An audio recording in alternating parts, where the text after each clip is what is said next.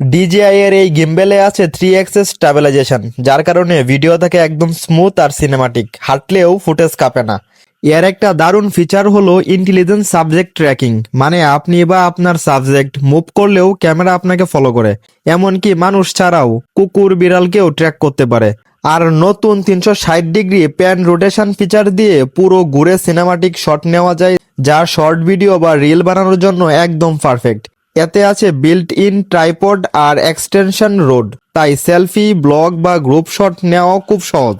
আর প্রায় 10 ঘন্টা পর্যন্ত ব্যাটারি ব্যাকআপ পাওয়া যায়, তাই লম্বা সময় শুটিং করলেও সমস্যা নেই।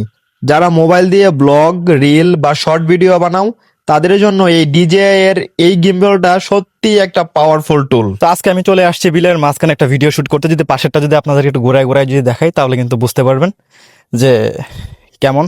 আর এই মুহূর্তে আমি যে গিম্বলটা হাতে ধরে রাখছি, স্টেবিলাইজেশনটা যে কন্ট্রোলে আছে, এটা কিন্তু DJI এর একটা প্রোডাক্ট বা DJI এর একটা গিম্বল দিয়ে কিন্তু আমি ভিডিও শ্যুটটা করতেছি। সো এটা যদি না কিনতাম তাহলে কিন্তু আমি বুঝতেই পারতাম না যে এটা ব্লগিংয়ের ক্ষেত্রে কতটা হেল্পফুল। এবং এটা যদি আমি দৌড়ে যদি আপনাদেরকে দেখাই যে দৌড়ের পরে এটার মানে কোয়ালিটিটা কেমন থাকে, তাহলে কিন্তু আরেকটু বুঝতে পারেন আপনারা। সো যারা ভাবতেছেন যে একটা কম টাকা দিয়ে একটা গিম্বল কিনবেন, বা ফোনের স্টেবিলাইজেশন নাই, বা হচ্ছে যে যাদের আইফোন নাই, অ্যান্ড্রয়েড বা ওইরকম স্টেবিলাইজেশন পান না, তাদেরকে বলবো যে আপনারা একটা গিম্বল নিয়ে নিতে পারেন। কিন্তু এত বেশি বাজেট লাগবে না, 10,000 টাকার আশেপাশে হইলে কিন্তু আপনি এই গিম্বলটা কিন্তু কিনতে পারবেন।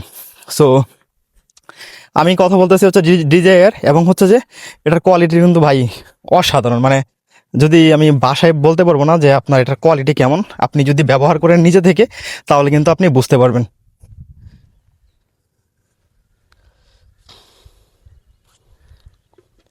এবং এতদিন পর্যন্ত কিন্তু আমি এটা ব্যবহার করি নাই, কারণ আমি এটা ব্যবহার বুঝতাম না।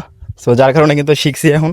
তো শেখার পরে দেখতেছি যে এটা অসাধারণ, মানে এক কথায় অসাধারণ। আপনার কাছে যদি একটা গিম্বল না থাকে, তাহলে কিন্তু আপনার ব্লগিংটা একদম বৃথা, মানে আমি মনে করি বৃথা। কিন্তু যদি আপনি আপনার কাছে টাকা থাকে এবং একটা গিম্বল কেনার যদি আপনার ইচ্ছা থাকে, তাহলে আমি বলবো যে টাকা নষ্ট না করে আপনি একটা DJI এর একটা ভালো ব্র্যান্ডের এবং মানে টাকা উসল একটা গিম্বল কিনেন, তাহলে আপনার জন্য কিন্তু বেটার হবে।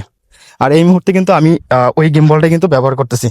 সো আমার এই গিম্বলটা কেমন লাগছে, বা হচ্ছে যেটার কোয়ালিটি কেমন, বা স্টেবিলাইজেশনটা কেমন, অবশ্যই কিন্তু আপনারা অবশ্যই কমেন্ট করে জানাবেন। ইভেন যদি কোনো কিছু যদি জানতে চান যে ভাই এই গিম্বল সম্পর্কে আমি এটা জানতে চাই, তাহলে কিন্তু কমেন্ট করতে পারেন। আমি কিন্তু পরবর্তীতে এটা নিয়ে কিন্তু একটা লং ভিডিও কিন্তু বানাবো।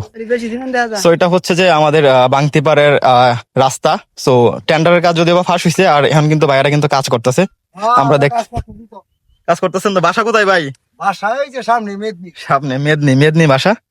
তো এই যে কাজগুলা করতেছে রোজা রমজানের দিনে অনেক কষ্ট করে, জনগণের লেগে।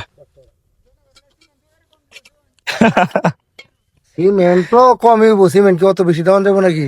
আচ্ছা যাই হোক, এটার মানে রাস্তার কাজ কবে কমপ্লিট হবে বা কোনো কিছু জানেন? এই তো 1 সপ্তাহের ভিতরেই এই পুরা রাস্তা অবশ্য এই ব্রিজ ওভার পরে দিয়ে বোঝা যাবো করবো কিনা। হ্যাঁ। আর এই পর্যন্ত শুধুমাত্র মানে এই কালপাটের কাজটা হ্যাঁ 1 সপ্তাহের ভিতরে কমপ্লিট হয়ে যাবে আশা করি। হ্যাঁ, এটা 1 সপ্তাহের ভিতরেই শেষ। আচ্ছা ঠিক আছে। সো আমরা কিন্তু এই মুহূর্তে কিন্তু দেখলাম যে আমাদের যে বাংতিপাড়ের যে কাজটা, কালপাটের যে কাজটা, সেটা কিন্তু অলরেডি প্রায় 1 সপ্তাহের ভিতরে কমপ্লিট হয়ে যাবে। মানে আশা করতে মানে বৃষ্টি আসার আগে কিন্তু এটা শেষ হয়ে যাবে, যদি বা বৃষ্টি আসতে অনেকটা টাইম লাগবে বা অনেক পরে পরবর্তীতে আসবে আর কি।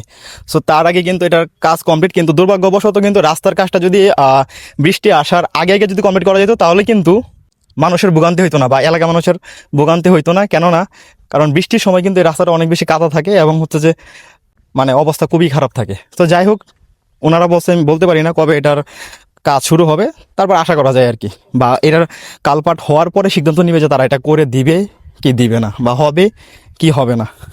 তো আমরাও আশা রাখি যে হবে ইনশাল্লাহ, বাকিটা আল্লাহ ভরসা।